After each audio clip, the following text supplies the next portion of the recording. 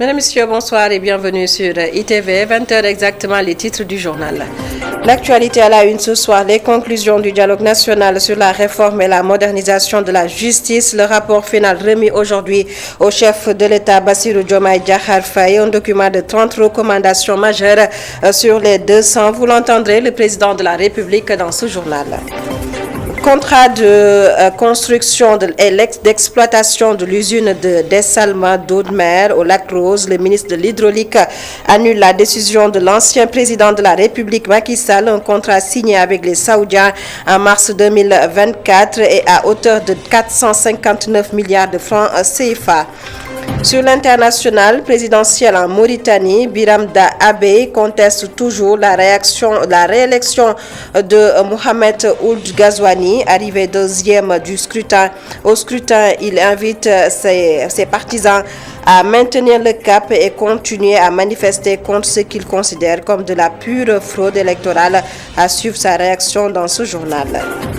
En fin d'édition, sport, football, éliminatoire Cannes 2025, la 35e édition au Maroc, le Sénégal dans la poule L, un groupe qu'il partage avec le Burkina, le Malawi et le Burundi. La compétition est prévue du 21 décembre 2025 au 18 janvier 2026. Voilà pour les titres de développement, c'est juste après ceci.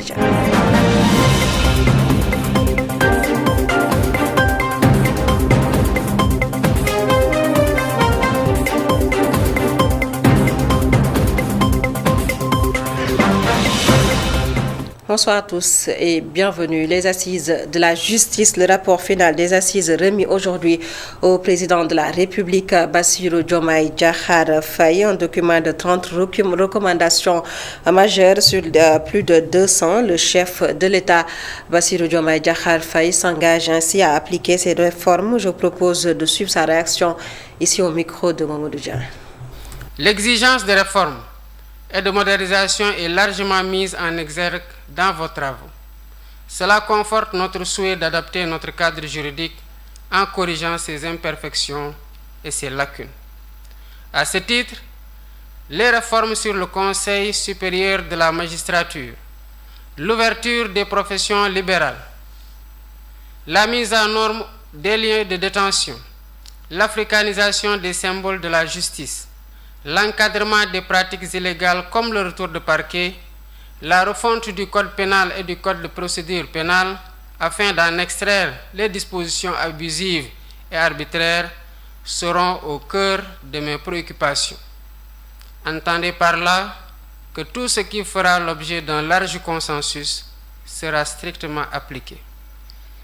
En outre, les autres réformes, comme l'administration pénitentiaire, feront l'objet d'une attention particulière à travers l'amélioration des conditions de détention et la restauration de la dignité des détenus.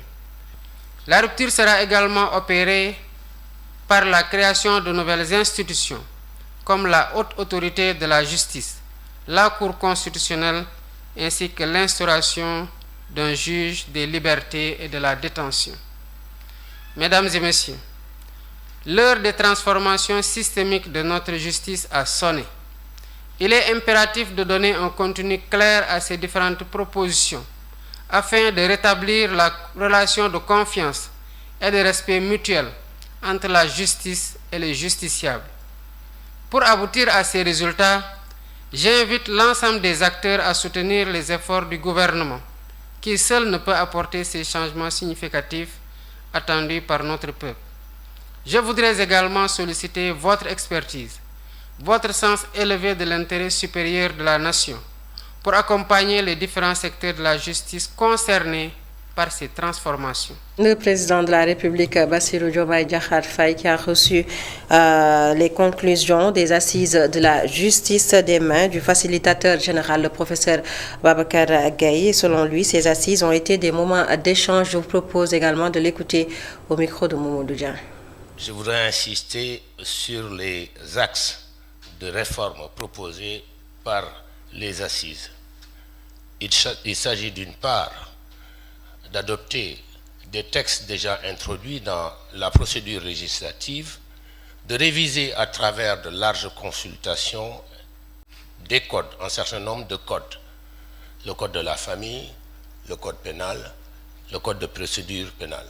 D'autre part, d'améliorer les différentes chaînes judiciaires, à savoir la justice pénale, mandat de dépôt, retour de parquet, longue détention provisoire, engorgement des prisons, etc. La justice commerciale, célérité, moyens et dématérialisation. La justice administrative, décentralisation, procédure d'urgence. Relativement aux acteurs, un recul massif a été largement préconisé pour une meilleure délivrance du service de la justice. La réorganisation du Conseil supérieur de la magistrature pour garantir la transparence dans la gestion des carrières, l'ouverture du barreau sont des propositions fortement appuyées. En ce qui concerne la modernisation, des mots-clés sont revenus régulièrement: rupture, refondation, création.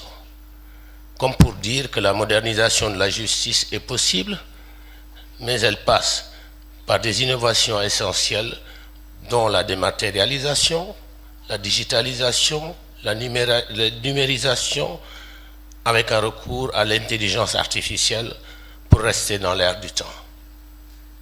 La communication pour rapprocher la justice des justiciables pourrait être améliorée, notamment par la création d'une direction de la communication et des relations publiques au ministère de la Justice.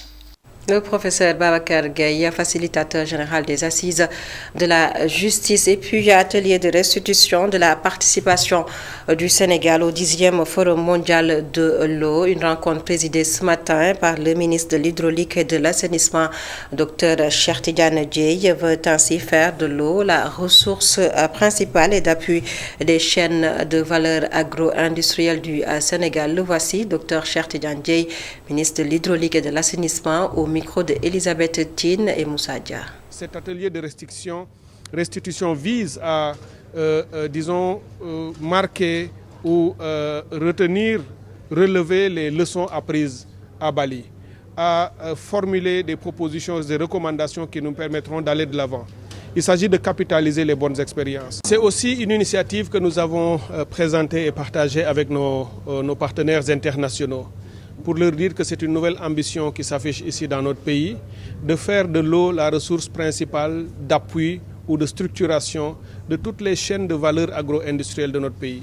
La relance de l'agriculture, l'atteinte de la souveraineté alimentaire, mais également l'accès à l'eau potable qui est un droit fondamental, humain fondamental.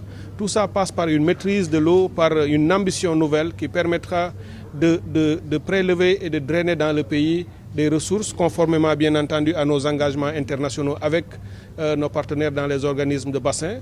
Nous gérons la ressource eau du fleuve Sénégal comme du fleuve Gambie avec les pays voisins. Notre ambition, la transformation du Sénégal passe par la maîtrise de l'eau et c'est cela que nous allons faire. Et Bali nous a permis vraiment de tester la solidité un peu et la pertinence de nos projets.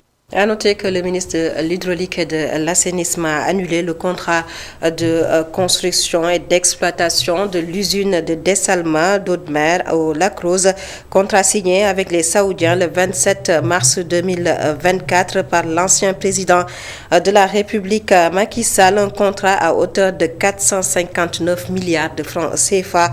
Le ministre Cheikh Tidiane Dièye a fait la déclaration sur la 2STV. Rationalisation des dépenses publiques. Des Sénégalais se prononcent sur cette volonté du gouvernement du Sénégal, une initiative diversement appréciée. Si certains approuvent, d'autres demandent aux autorités de ne pas toucher aux contrats déjà signés, surtout dans les entreprises. Je vous propose de suivre ce reportage réalisé à la place de l'Indépendance par Mamadou Dian. 16h, heure de descente, c'est l'affluence aux abribus et arrêts aux alentours de la place de l'Indépendance. D'autres font quelques pas pour rouvrir les portails de leur voiture. Ousseynou Thioune, ce jeune cadre, épouse l'idée du gouvernement de rationaliser les dépenses publiques. Quand on parle de rationalisation des dépenses, ça, je pense que c'est une bonne chose selon moi.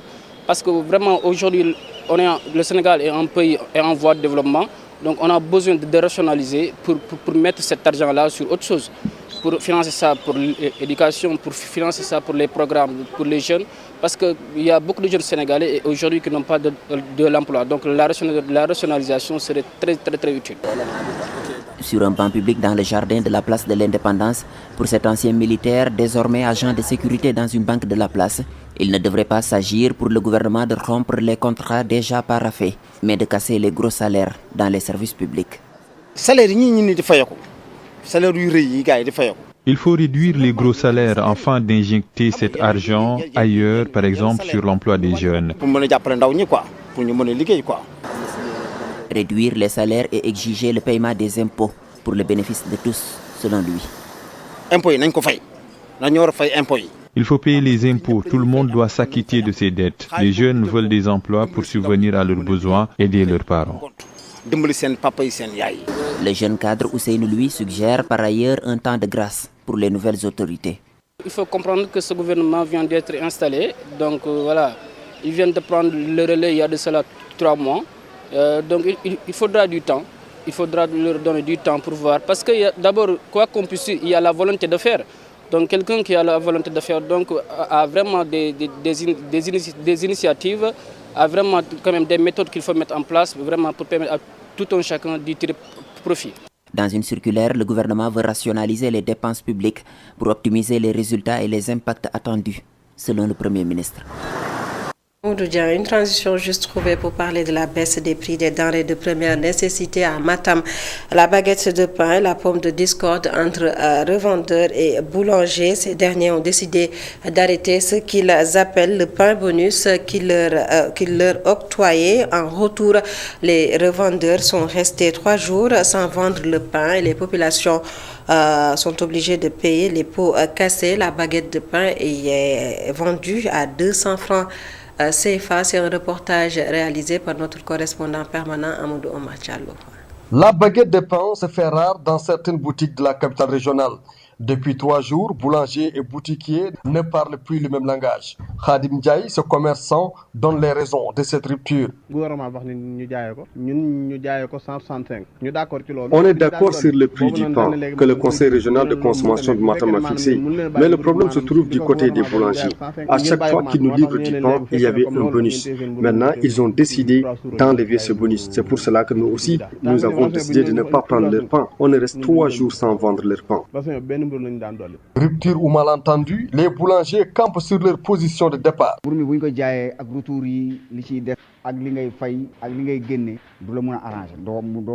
Si on fait le calcul, on sort perdant. Nous respectons le prix que le gouvernement a fixé, mais nous avons décidé d'enlever le bonus qu'on donnait aux revendeurs de pain parce que ça ne nous arrange pas. Ça n'a rien à voir avec la baisse des prix.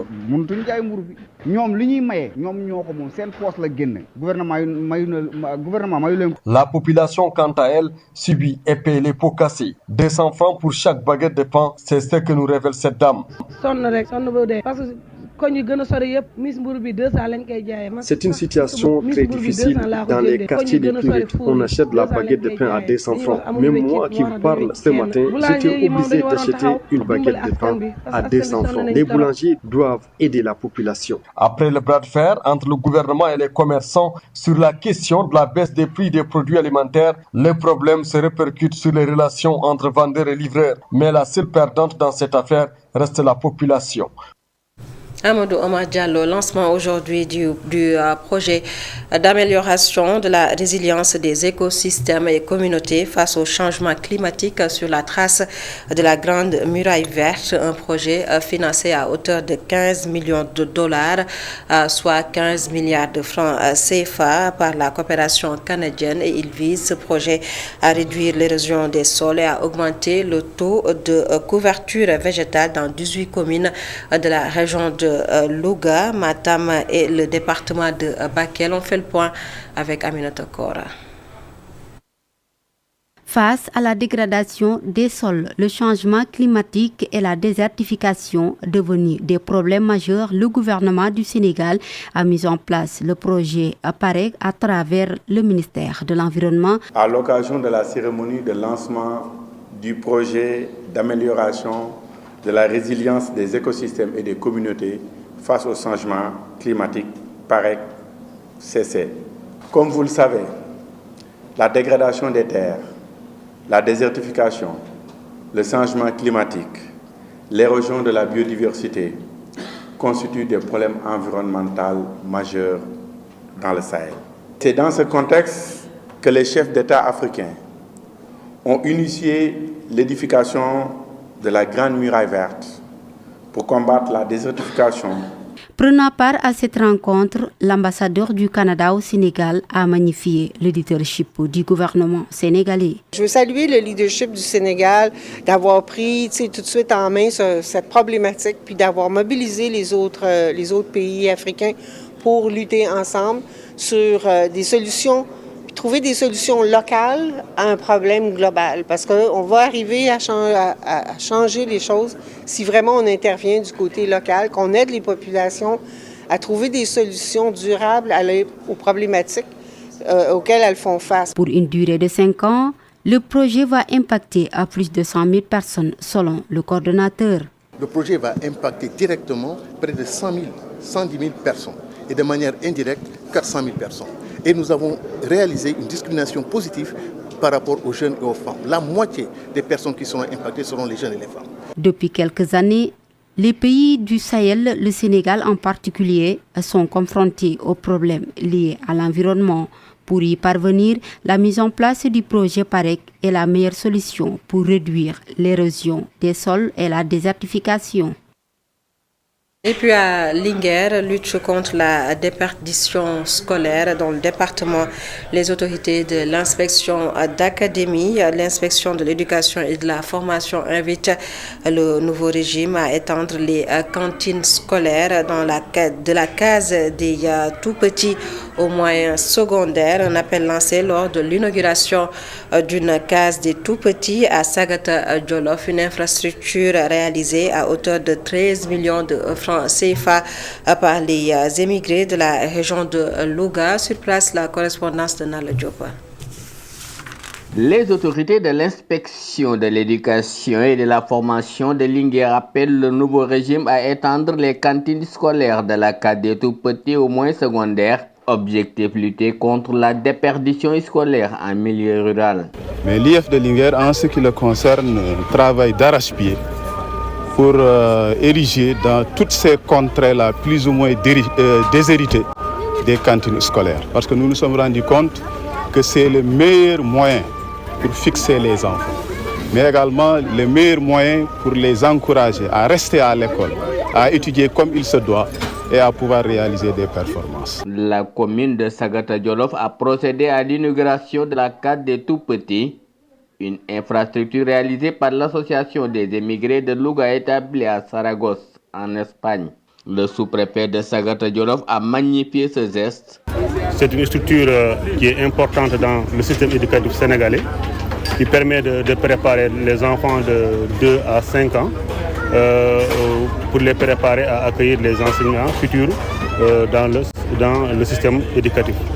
Donc vous convenez avec moi, c'est pour moi également une fierté de participer à cette fête pour les enfants. La mairie de Sagata Djolof s'engage à prendre en charge les équipements et le mur de clôture et à assurer l'entretien et la sécurité du bijou. Nous avons une grande satisfaction. Cette association s'est substituée à l'État pour réaliser ce bijou. Nous remercions tous les membres, en particulier le président, un fils du terroir. Des autorités administratives, éducatives, politiques, coutumières et religieuses ont pris part à la cérémonie d'inauguration de la case des tout-petits de Sagata Djolof, une nouvelle étape pour le développement de l'éducation de la...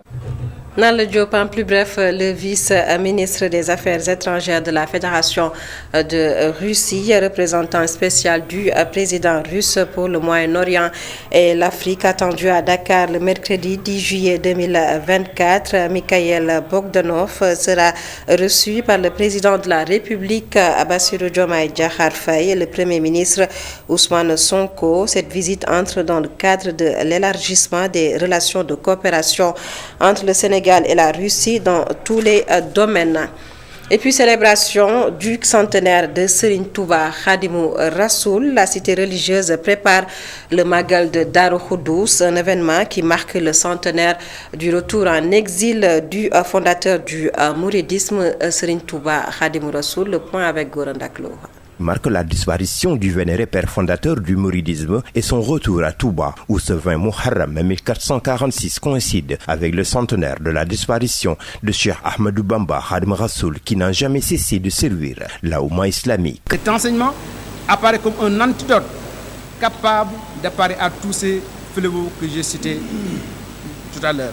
Et c'est donc conscient de tout cela, avec la légendaire mansuétude de Cheikh Mohamed Muntaha, qu'il a instruit Sri Ahmadou Mokhtar d'organiser les festivités du centenaire du retour à Touba de Cheikh Ahmad Bamba, qui va s'étendre du 13 au 21 juillet dans un premier temps, avant d'être clôturé le lendemain du Magal de Darou Khoudoss et qui va coïncider certainement avec le 27 juillet. Pour marquer le centenaire de Serigne Touba Cheikhoul Khadim à Touba, le comité d'organisation met déjà en œuvre un plan d'action pour mener à bien cet événement de grande envergure. Nous allons d'abord décliner les aspects liés à l'identité, aux fondements et principes de la confrérie avant d'aborder sous forme de panel sous 4 axes.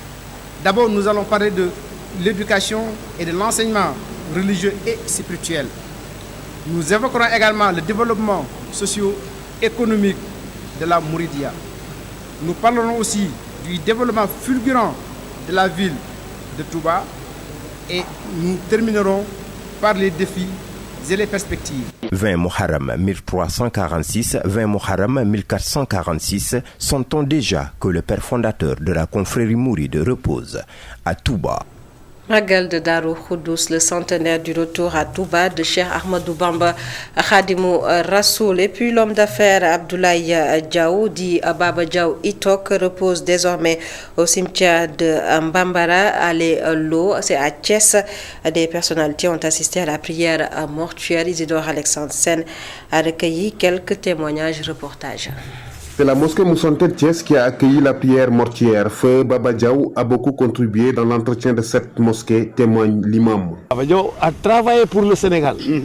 Ouais, c'est un Thiessois pure souche. Bëgg Thiès, bëgg waa Thiès, bëgg famille, je suis un peu absent de moi. Je suis hors de moi parce que j'ai perdu quelqu'un de très cher.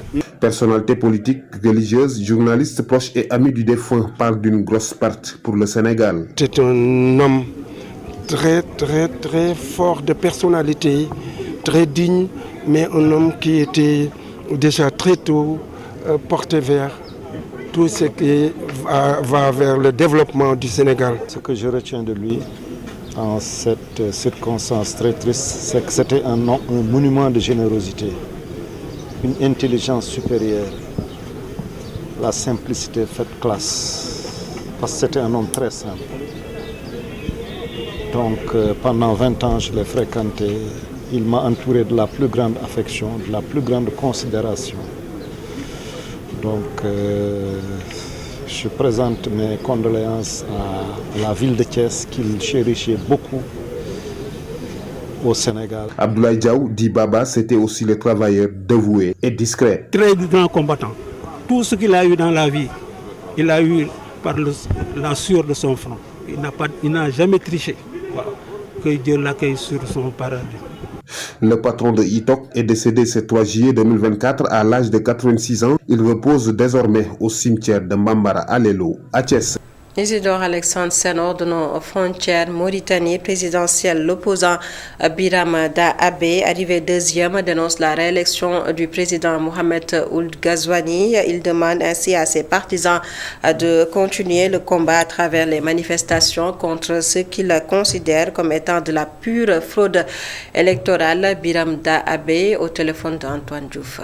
Il y a eu un taux de participation de 29%. Lui, il est bâti dans toutes les agglomérations urbaines, là où il y a les habitants, là où habitent les Mauritaniens. Mais là où Ghazouani et sa CENI inféodée à lui est domestiqué par le parti INSAF, le parti des Chagras, qui font main basse sur le pays, sur ses richesses. et qui sont enrichis, engraissés de manière insolente au détriment de l'État, au détriment du peuple, au détriment des deniers du peuple. Ces gens ont créé des bureaux dans des contrées où il n'y a pas d'habitants.